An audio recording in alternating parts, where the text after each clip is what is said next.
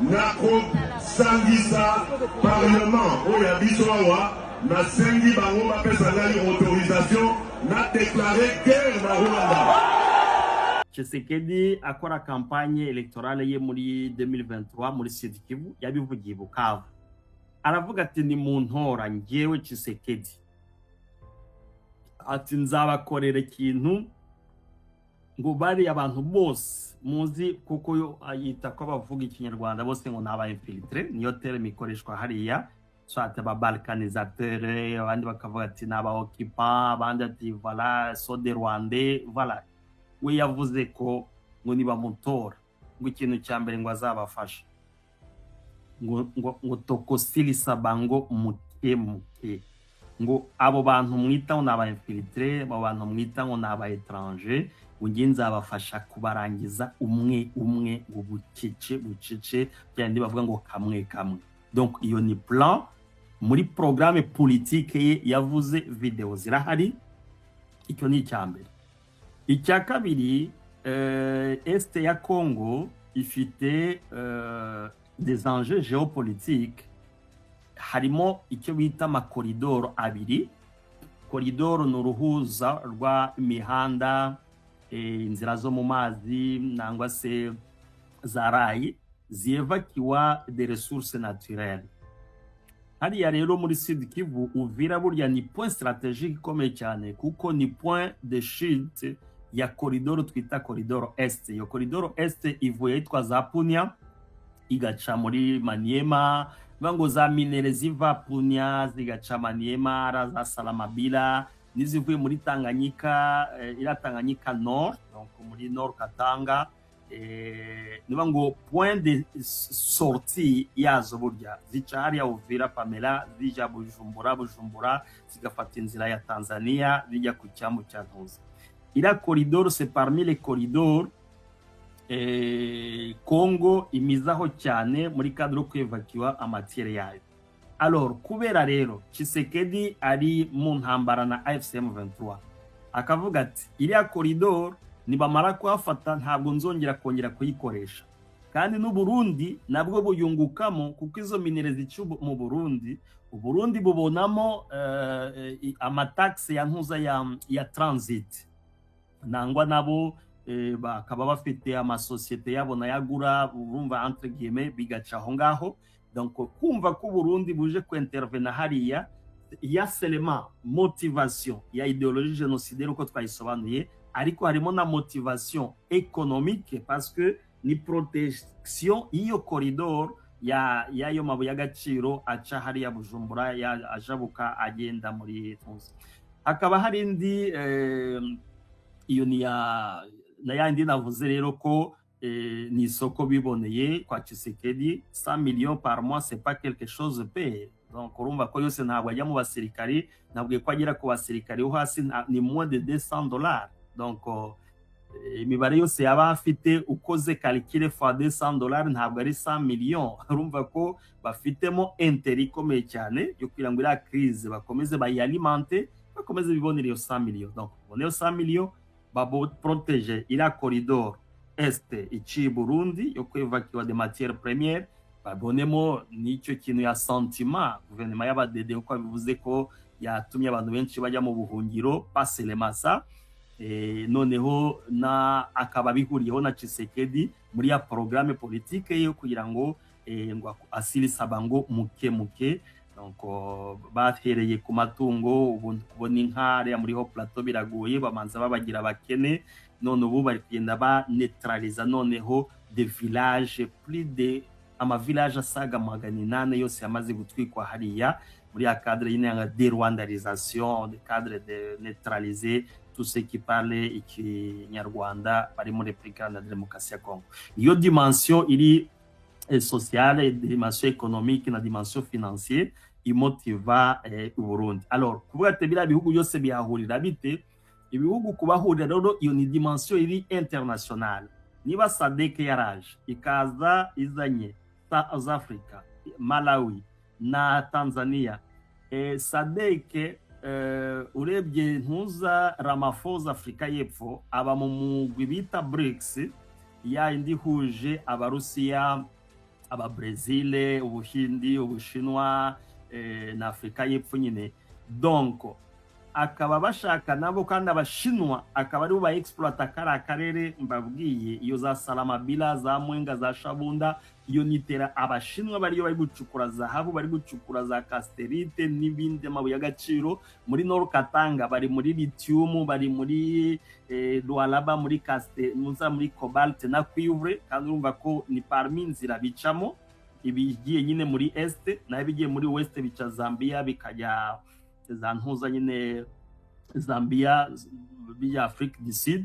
Urumva ko Afrika y'Epfo iza guproteja les intérêts z'abashinwa nuko yinjijemo abatanzania yinjizamo n'igihugu cya Malawi usibye ku bindi bihugu byo byabyanze. Urumva ko iyo anje nayo irahari bavuga ko bakumire abanyamerika batazaza ku exploiter hariya. Donc iyo ntambara ya hariya geopolitique ituma bira bihugu byose biza hariya muri cadre yo guproteja ko bumva ko igihe AFCM 23 fashe kara karere swat abashinwa bazahava abashinwa bahava rero hari n'amasosiyete menshi aba Sud Africa hari n'ubu ngubu warikare mumva iri exploit ubu ngubu n'aba Sud Africa ni societe aba Sud Africa hari Mwenga Shabunda mweko n'abashinwa bahari. Urumva ko iyo dimension nayo irahari ibyo bihugu abashinwa ko batoreza ingabo bafinance igisirikare cy'ibyo bihugu bikaza rero guprotectinga intérêts zabo z'amaminere mu kariya karere.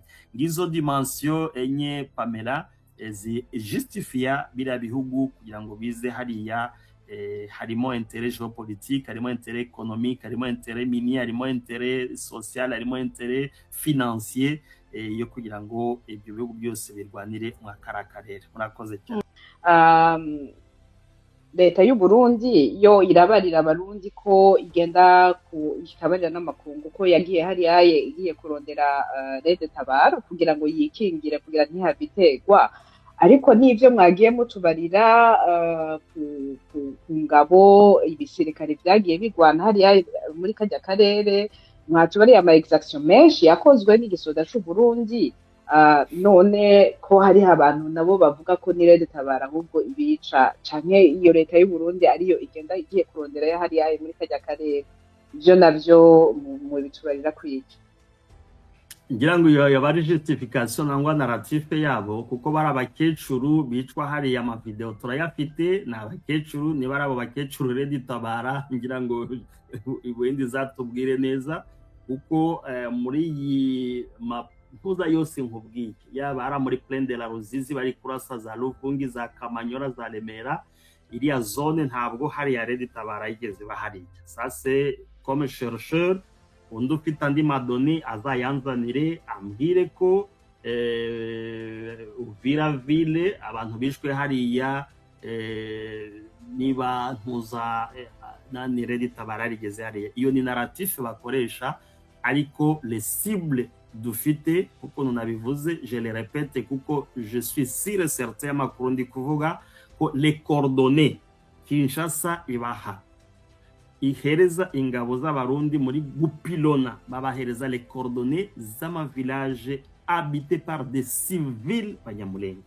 Hanubwo ari usibye na Red Tabara c'est rare kumva ko barashe no muri défense yemwe yatwirwaneho iri hariya i protecting la population. Pamela iyo ni narrative y'Ibujumbura que moi je n'accepte pas ko ayo makuru ntayo kuko les exactions zahabaye cible des civils banyamulenge badafite n'intwaro badafite n'ingegene ahubwo rare usanga bahanganye na abantu bahangana na twirwaneho ni baraba mayimayi nababwiye yabari ira equipe ya ntuza ya Kutumba nani equipe ya ira mayimayi ya Makanaki voilà ibyo byose rero bikaba biri instrumentalisé ngira ngo anariho abantu bagomba kwamaganwa mwakiriya kintu harimo Tshisekedi nyine kuko niwe nyirabayazana niwe wasabye ko leta y'u Burundi za kumufasha gutsembatsemba abaturage bayo. Urumva ugasanga undi uzabibazwa ni Neva muri justification zangwa aje gushaka Red Tabara ariko ugasanga na abasivile b'abanyamurenge nibo batsembatsembye. Image zirahari ngira ngo nduzoshaka kwamaganwa ni General Prime niyo ngabo kuko niyo chef d'état major y'u Burundi, ziriya ngabo ntazavuga ngo ntabwo zizahari atabizi. Hari General Banza, chef d'état major wa Congo, anaherutseyo, niwe ujya uzana amadrone yose abakomande sur son ordre. Hakaba harimo n'abapolitisiye b'abasivile nka ba Willy Mishiki bahamagarira abantu bose bari abanyamayimayi y'amagrupe yose navuze, ba Justin Bitakwira, ba Mohindo Nzangi, ba Crispin Mbindule na General Sylvain Kenge, ntangiye kumwibagirwa kandi we wenyine mwaramukurikiye, bahamagarira abantu bose kwica abanyamurenge. Nta na rimwe ngira ngo bazatumete à défi peut-être nk'abashakashatsi batwereke igihe bahamariye n'ibikoresho bafite, berekane mateko bafashe za Red Tabara. Ça on va l'accepter. Nabo bazaduha interview nk'ibigo by'abashakashatsi batwereke Red Tabara bafashe hari amariho plateau bahanganye nayo. Ntabwo bavuga M23 yahanganye n'abarundi, itwereka amatekwa. Nabo niba baraje guhangana na Red Tabara nibatwereka amatekwa, nangwa defense za Red Tabara basenye hari amariho plateau. Pamela, iyo ni abarundi banyumva, iyo ni propaganda ya Bujumbura, bazacishe kuri televiziyo Burundi berekana izo matekwa bafashe. Icyabazanye hariya ni muri programme ya Tshisekedi yo gutsemba abanyamurenge, kuko ni programme politique yatanze muri kampanye ye, kandi bari kugenda bayigeraho. Ntabwo twabona iboro buhoro ubwo byageze muri dimension iri hejuru cyane. Ariyo mpamvu iyi topic yawe duhamagarira abantu bose, pas seulement de Burundi, pas seulement de Rwandais, de Congolais, n'aba Sénégalais, n'aba Nigériens, n'aba Angolais. Iki kintu cyo kwica abantu bazira ubwoko bwabo ntabwo kigomba kuzongera kuba muri iyi siècle. Abantu bavuze ngo never again, ntabwo yari seulement pour un temps kuri genocide y'abayahudi. Oya, n'ubu ngubu igomba kuba never again. Intwaro ya Bujumbura, intwaro ya Kinshasa, bagashira imbunda zabo hasi, bakareka gutsembatsemba abanyamurenge. Kinshasa ibesha ngo iri kurwana na twirwaneho, Burundi kabesha ngo iri kurwana na ntuzo na Red Tabara, alors que bafiteyo indi mission spéciale de éliminer yo gutsembatsemba ubwoko bw'abanyamurenge. Murakoze. Ariko bo baranavuga ko bagiye kuzana y'amahoro. Hariho n'ikiganiro giherutse gusohoka, bakagomba kuja kuvugisha abanyagihugu hariyaye nyene, mbega nyene hitwa, ariko ni mu Minembwe naho nyene. Hari abo twumva b'abanyamurenge bavuga yuko ahubwo igisoda c'u Burundi arico kibakingiye kubera bariko bategwa na Red Tabara, bariko havugwa byinshi. None abo nabo ivyo baba bariko baravuga n'ibiki? Pamela, muri hariya muri ho plateau honganye rero mu yindi sujet, ariko nyirango nayo c'est très important abantu babyumve. Muri banyamurenge bafite groupe ebyiri. Hari groupe yitwa Gumino. Iyo groupe yitwa Gumino nayo ni groupe armée, ariko iyi groupe armée iyoborwa n'uwitwa Nyamusaraba, akabakorana n'uwitwa Tawimbi. Bafite n'abandi bashamikiyeho aribo bumva ngo bashyigikiwe na Kagara, bumva ko ngo twirwaneho ngo ni voilà entre guillemets ngo n'abanyarwanda, so de Rwandais ainsi de suite. Iyi Gumino rero headquarters zayo ubu ngubu baba Bujumbura. C'est bien connu. Nyamusaraba ayaboneka ari hamwe n'abantu ba documentation y'u Burundi, les images zirahari, amafoto yabonekanye ari hamwe na service secret z'u Burundi. Iyi rero iyi Gumino niyo iri en contact na regime ya Kinshasa. Aba tuvuga Batawimbi so Kinshasa nibo bari muri opposition, bafashe position yo gushigikira leta ya Kinshasa gutsemba bene wabo. Niyo arimo n'abara ba general nubwo n'abayafunzwe nani Pacifique Masunzu. Ni chaîne ndende cyane, ntabwo ariyo topic, ariko ngira ngo abantu babyumve. Abo banyamurenge bavuga ngo abarundi barabaproteja, n'abanyamurenge bari pro Gumino. Iyo ni groupe iri finance na Kinshasa, iri finance na Bujumbura, iyoborwa n'abana b'abanyamurenge benshi barimo bahangana, baza ahubwo gufasha abarundi kwica bene wabo. Ça c'est très connu et c'est bien documenté. groupe ya kabiri yo twirwaneho iyo niyo iri kuri partiro iproteje ahubwo abanyamulenge kuko abandi bayita ngo twirwaneho ngo ni y'abanyarwanda ngo ni ya FM23 ainsi de suite. Abo rero akaba ari bo bari hariya muri imihana myinshi nabwiye bagerageza guhangana n'ingabo z'Uburundi. Nabo banyamulenge bandi dokara abanyamulenge bafatanye n'abarundi gutsemba bene wabo n'abanyamulenge bari kumwe na General Sematama bafite position yo guhangana. Ibyo abantu benshi rero ya groupe ya Gumino ntibakunda kuyivuga. Alors kariyo nyirabayazana mwakare akarere n'intambara nyinshi zatangiye 2017 iyo groupe ya ntuza ya Gumino yafatanije na RNC igihe RNC yarije gushinga ibirindiro hara mu bijombo.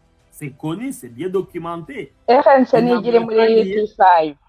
Iyo muri P5 yabakayumba bafatanije hamwe na ntuza hari abasirikari benshi bafashwe kugira ngo byabaye na documenté amakuru arahari bitwa ba Hamada n'abandi bose babara muri Haut Plateau bashigikiwe n'iyo Gumino mu mihana y'abanyamulenge bari gutegura ibitero byo gutera u Rwanda. Sasekoni bo ntabwo ariyo deba y'uyu munsi ariko icyo kintu kibe clear amenye ko hari abanyamulenge bafatanije na leta y'u Burundi gutsemba bene wabo hakaba ari n'abanyamulenge bafashe position yo kugira ngo bakingire bene wabo ubwicwa y'urubozo bari gukora. Kandi iyo groupe ya Gumino ntabwo itangiye uyu munsi maze igihe yafatanije na banzi b'u Rwanda RNC babahana headquarter usibye ko hari operation zahabaye icyo gihe hari operation joint operation zahabaye hagati ya Congo n'u Rwanda iri muri 2017 kuri regime ya Kabila baza kuneutraliza ibyo bikundi.